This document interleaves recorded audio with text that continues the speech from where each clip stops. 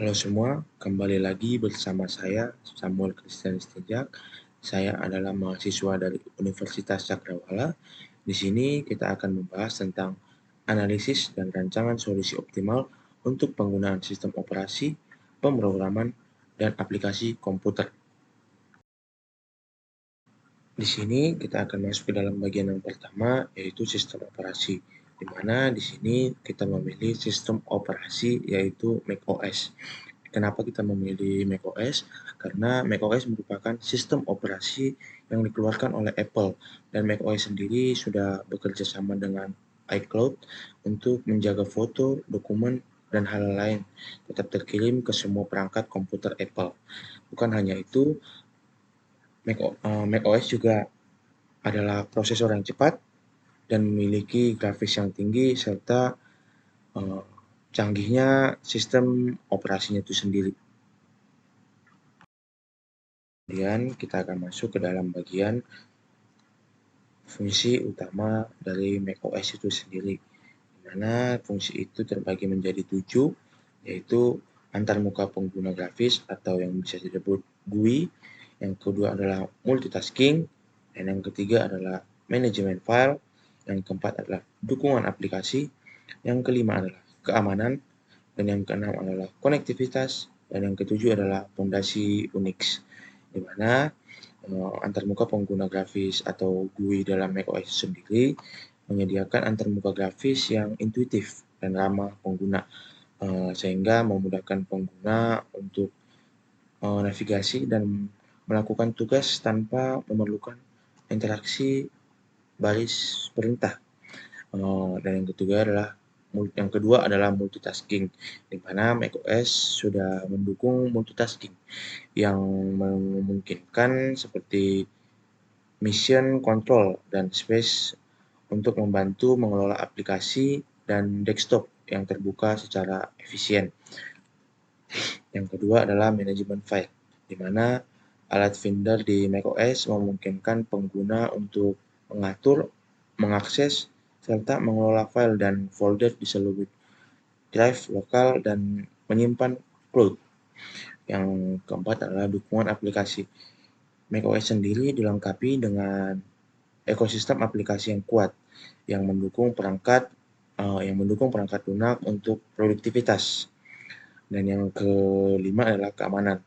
macOS itu dikenal dengan fitur keamanan bawaan seperti Gatekeeper, di mana itu adalah untuk mencegah aplikasi yang tidak dipercaya, dan kemudian adalah File Vault untuk enkripsi disk dan melindungi integrasi sistem dan melindungi integrasi sistem terhadap malware dan modifikasi perangkat lunak yang tidak sah. Kemudian adalah konektivitas, di mana macOS sendiri mendukung integrasi yang lancar dengan ekosistem Apple itu sendiri, di mana kemampuan jaringan yang sangat tangguh dan memungkinkan berbagai file dan komunikasi yang mudah di seluruh perangkat. Kemudian adalah fondasi Unix. Karena dibangun di atas Unix, macOS menyediakan baris perintah yang canggih bagi para pengembang untuk menjadikan platform yang disukai untuk pemrograman dan pengembangan perangkat lunak. Selanjutnya, kita akan membahas tentang pemrograman atau dasar-dasar pemrograman yang akan kita pakai. Di mana yang pertama itu kita akan memakai sintaks dan semantik, di mana dalam pemrograman itu sintaks dan semantik adalah dua aspek yang mendasar yang menentukan bagaimana sebuah program ditulis dan dipahami oleh mesin dan pemrogram itu sendiri, di mana sintaksis mengacu pada serangkaian aturan dan struktur yang mengatur susunan simbol, kata kunci, dan ekspresi dalam sebuah pemrograman. Yang kemudian adalah semantik, di mana semantik itu mengacu pada makna di balik sepotong kode. Bahkan jika sintaksis suatu program benar, semantik mungkin masih salah jika logikanya tidak mencapai hasil yang diinginkan. Kemudian adalah variabel dan tipe data, di mana variabel itu sendiri adalah lokasi penyimpanan dalam sebuah program yang dapat menampung data. Kemudian adalah tipe data, di mana tipe data ini adalah sistem yang mengatur atau menentukan jenis nilai yang dapat ditampung oleh variabel, di mana tipe data itu umumnya meliputi integer, float atau double, string, boolean, array atau list, serta objek. Kemudian selanjutnya yang ketiga adalah flow control, di mana flow control ini adalah kontrol aliran yang mengacu pada mekanisme yang digunakan untuk mengarahkan urutan eksekusi instruksi dalam sebuah program. Mekanisme ini memungkinkan pengembangan untuk menangani kondisi dan untuk melakukan tugas berulang dari mengelola pengecualian secara terorganisasi. Kemudian adalah fungsi dan prosedur. Dalam pemrograman, fungsi dan prosedur itu bisa disebut subrutin atau metode, tergantung pada bahasanya pemrograman itu sendiri, di mana ini adalah blok-blok kode yang dirancang untuk melakukan tugas tertentu, di mana fungsi dan prosedur membantu meningkatkan organisasi kode, penggunaan ulang, dan keterbacaan. Kemudian adalah object oriented programming, di mana pemrograman berorientasi pada objek atau OPP adalah paradigma pemrograman yang berpusat pada konsep atau objek yang dapat berisi data dan kode untuk memanipulasi data tersebut, di mana fungsionalitasnya terkait secara bersamaan sehingga memudahkan pengelolaan sistem yang kompleks. Selanjutnya kita akan masuk ke dalam bahasa pemrograman, di mana kita di sini memilih dua bahasa pemrograman, yaitu yang pertama Python. Kenapa kita memilih Python? Karena Python itu dipuji secara luas karena kemudahan penggunaan dan fleksibilitasnya, menjadikan pilihan yang sangat baik bagi perusahaan rintisan yang ingin mengembangkan aplikasi dengan cepat, di mana di dalam Python itu sendiri sintaksnya itu sederhana, dan kemudian perpustakaan dan kerangka kerjanya yang luas, serta dukungan komunitasnya juga kuat. Tapi di dalam itu sendiri, Python juga memiliki kekurangan atau kelemahan, yaitu kelemahan kinerjanya dan kemudian global interpreter lognya sendiri. Kemudian adalah JavaScript. Di sini kita memilih JavaScript karena sangat penting untuk pengembangan web, pengembangan web kontemporer, dan digunakan secara luas untuk membuat antarmuka pengguna interaksi dan aplikasi sisi server, di mana keunggulannya itu adalah penting untuk pengembangan web, di mana JavaScript adalah bahasa utama untuk pengembangan front-end dan compatible dengan semua browser utama yang memungkinkan pembuatan aplikasi web yang dinamis. Kemudian itu adalah kerangka kerja yang fleksibel, dan terakhir adalah kemampuan pengembangan full stack. Tapi JavaScript itu juga memiliki kekurangan, yaitu adalah keterbatasan kinerja, di mana untuk tugas komputasi yang berat, JavaScript mungkin kurang efisien dibandingkan bahasa pemrograman yang lain seperti C++ atau Java yang dapat mempengaruhi kinerja aplikasi.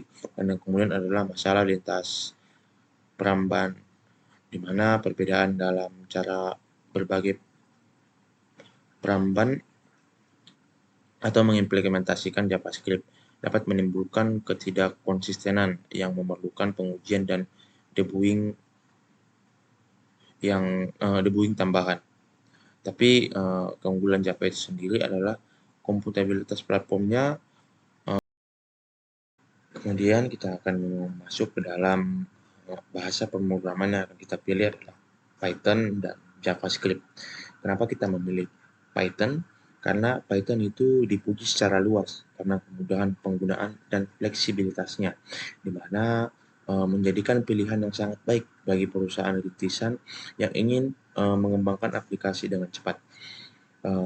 di mana keunggulan dari Python itu sendiri adalah sintaksnya itu sederhana, di mana Python memiliki sintaksis yang jelas dan mudah digunakan yang memungkinkan pengembangan baru untuk belajar dan mulai berkontribusi dengan cepat. Kemudian ada perpustakaan kinerja yang luas, di mana bahasa ini dilengkapi dengan berbagai pilihan pustaka dan kerangka kerja. Kemudian adalah dukungan komunitas yang kuat, di mana Python memiliki komunitas yang besar dan aktif yang menyediakan banyak sumber daya, tutorial, dan forum untuk bantuan dan berbagai pengetahuan. Kemudian ada tapi Python itu sendiri juga memiliki kekurangan, di mana kekurangan itu adalah kelemahan kinerja. Sebagai bahasa yang ditafsirkan, Python itu seringkali memiliki kecepatan eksekusi yang lebih lambat dibandingkan dengan bahasa pemrograman yang lain seperti C++ atau Java yang dapat membatasi efektivitasnya untuk aplikasi kinerja tinggi. Kemudian adalah Global Entrepreneur Lock atau GIL, di mana keberadaan GIL membatasi kemampuan multi-threading karena hanya mengizinkan satu thread untuk berjalan pada satu waktu, yang dapat menghambat kinerja untuk tugas-tugas yang membutuhkan banyak CPU. Kemudian bahasa selanjutnya atau bahasa kedua adalah JavaScript, di mana kita memilih JavaScript karena JavaScript sangat penting untuk pengembangan web kontemporer dan digunakan secara luas untuk membantu antarmuka pengguna interaktif dan aplikasi sisi server, di mana JavaScript itu memiliki keunggulan seperti penting untuk pengembangan web, di mana JavaScript adalah bahasa utama untuk pengembangan front-end dan compatible dengan semua browser utama yang memungkinkan pembuatan aplikasi web yang dinamis. Kemudian adalah kerangka kerja yang fleksibel, di mana sebagai kerangka kerja termasuk Rich, Angular, dan Vue.js, di mana meningkatkan kemampuan JavaScript yang memungkinkan pengembangan yang cepat dan pengalaman pengguna yang lebih baik. Kemudian itu adalah kemampuan pengembangan full stack, di mana JavaScript itu memungkinkan pembangunan aplikasi sisi klien dan sistem server dengan penggunaan lingkungan seperti Node.js yang memungkinkan pengembangan untuk kinerja dalam bahasa yang terpadu.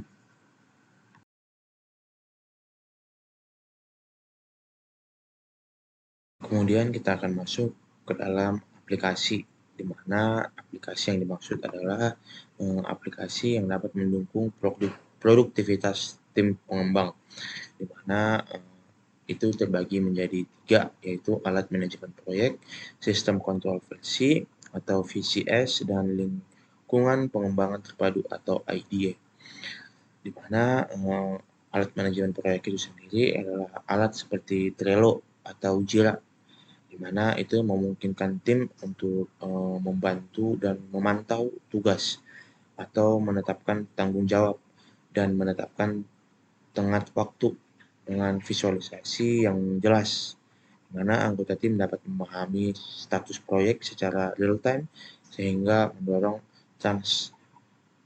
transparansi dan akuntabilitas.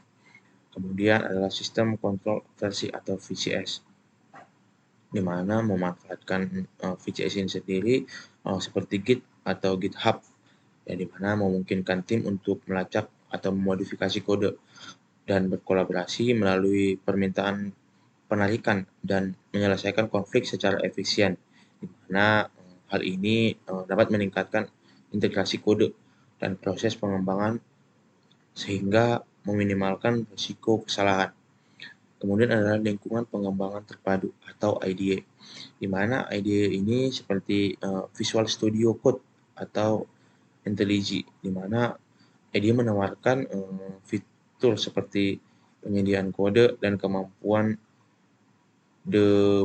debugging yang membantu pengembangan menulis kode lebih efisien dan memelihara secara efektif. Mungkin cukup sekian hal yang dapat saya berikan. Kalau ada kesalahan perkataan ataupun perbuatan yang kurang menyenangkan, saya mohon maaf. Sekian dari saya, Samuel Christian Sitinjak. Saya pamit undur diri. Terima kasih.